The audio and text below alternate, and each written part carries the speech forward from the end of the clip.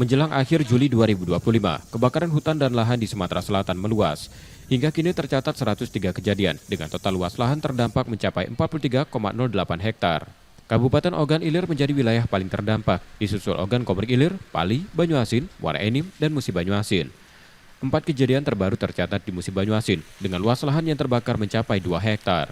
Untuk memperkuat penanganan, 5 helikopter bantuan dari Badan Nasional Penanggulangan Bencana telah tiba di Palembang dan siap beroperasi. Dukungan ini akan dimaksimalkan dalam penanggulangan karhutla, khususnya di wilayah yang sulit diakses jalur darat.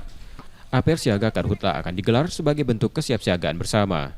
Angka terbakar, luas lahan terbakar ada di 43,08 hektar.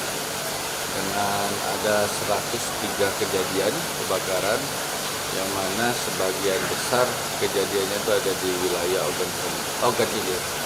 Ya, yang selain Ogan Ilir, daerah-daerah yang terbakar ada di Musi Banyuasin, seperti kemarin ada 4 kejadian kebakaran di Musi Banyuasin, di Oki, di Pali, di Muara Enim, di Banyuasin.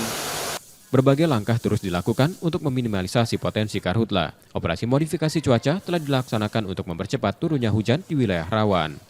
Bersyukur telah dibantu juga dari BNPB, yaitu 3 unit heli untuk waterbombing dan 2 unit heli untuk patroli, ya.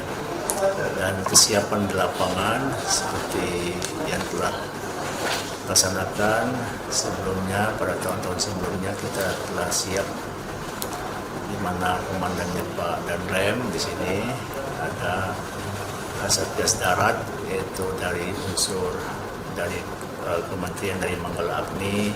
Sementara itu, imbauan kembali disampaikan ke masyarakat agar tidak membuka lahan dengan cara dibakar. Sekecil apapun api dapat berisiko menjadi bencana besar. Muhammad Reza Palevi, Kompas TV, Palembang, Sumatera Selatan.